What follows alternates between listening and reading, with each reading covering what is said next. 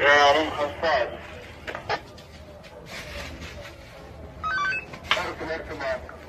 شو اسم الموقع هذا؟ في حي الربع. مقابل مقابل الإذاعة.